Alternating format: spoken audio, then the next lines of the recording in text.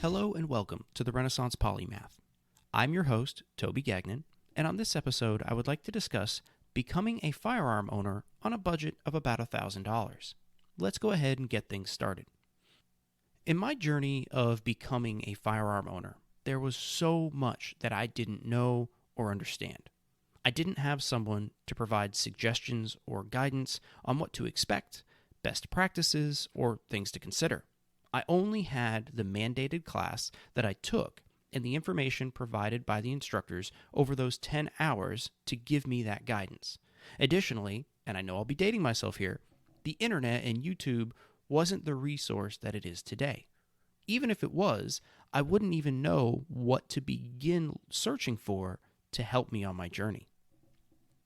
Unfortunately, I believe the internet has become such a rabbit hole that finding reliable and good information today can be difficult because it's tough to distinguish the good information from the noise, misinformation, and bias that is so prevalent. Over the next few minutes, I hope to be a source of good information when it comes to starting your own journey into firearm ownership. Enough mucking about, let's get into things. Before your purchase and before becoming a firearms owner, I implore you to do your homework.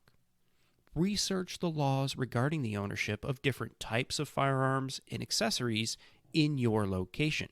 Specifically here in the United States, those laws may change by state and in some cases may even change by county.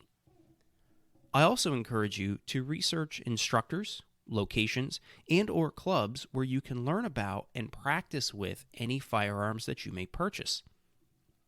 Understand your use application, as this should be used to help determine the type, the caliber, and more when it comes to buying your first firearm.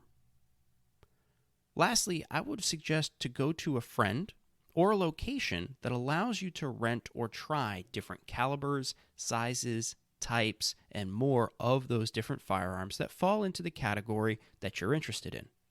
It is one thing to be able to go to a store and put hands on something you want to try, and something else entirely to be able to feel what it is like to use that tool. Let's move on to purchasing your first firearm. I would encourage you to determine a total budget that you have available, and then allocate at least $600 toward the firearm that you want to purchase, and in some cases, it is more than that. Because we're looking at a budget of about $1,000, this is going to take up a majority of that budget. Why $600? Well, in the most layman's terms, you get what you pay for. And to find something that is reliable, from a quality manufacturer that backs their product with a good warranty, you're looking at approximately $600. Yes, there are other options available that are less expensive than that, and in some cases, much less expensive than that.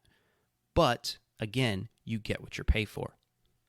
Don't be afraid to buy something that is used, provided that you know where it came from and that it was used properly and not abused, or have it checked out by a competent gunsmith or someone you trust. Next, fulfill any special requirements that your location requires. This includes permits, paperwork, training, and more. Choose a caliber, a size, a type, and a manufacturer that you trust and that you are comfortable with. Moving on, let's talk about some additional items to budget for. Firearms are useless without ammunition, and my recommendation is to have at least 10 magazines or cylinders worth of ammunition on hand available for that particular firearm.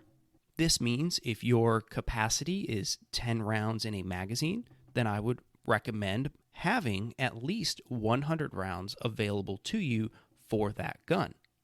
If you have a second or third firearm that is also chambered in the same caliber, it is not by caliber, but rather by firearm. So I encourage you to have at least 10 magazines or cylinders worth of ammunition for each firearm. Also, consider budgeting for useful accessories. These include holsters, slings, lights, optics, and more. All told, I would suggest budgeting at least $200 to get you started for additional items to be used in conjunction with your firearm, like ammunition, accessories, lights, optics, etc. Next, furthering your education. Sign up for and take training, starting with basic classes. Practice on your own with what you've learned in those classes. You don't always have to practice with live fire, i.e., live ammunition at a gun range.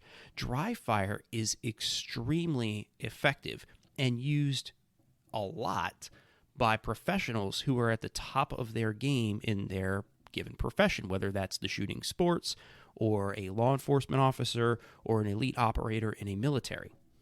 Realistically, expect to spend somewhere between $100 and $200 for 6 to 8 hours of a quality education by a reputable instructor.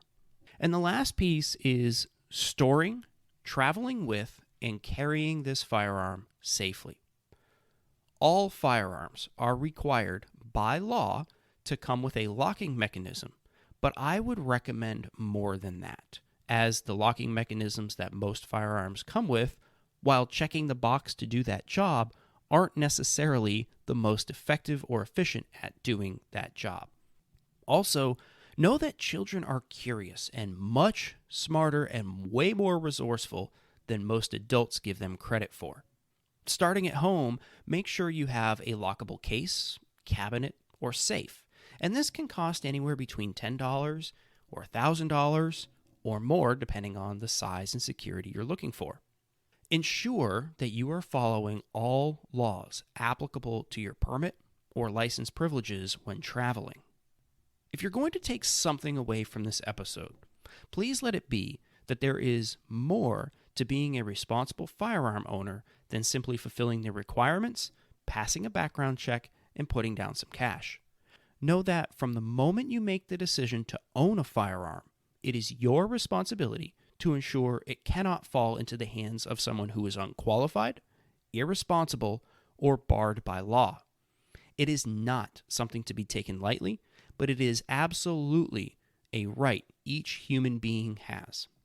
So, a quick recap of this episode when it comes to becoming a firearm owner on a budget of about $1,000 is to budget about $600 for the firearm you're looking to purchase, another $200 for some additional items such as holsters and ammunition and things like that, another $200, let's say, for a class, which brings us up to about $1,000 already, and then some sort of locking mechanism or storage and security mechanism for that firearm itself. And again, that could be $10 on up, and the sky's the limit.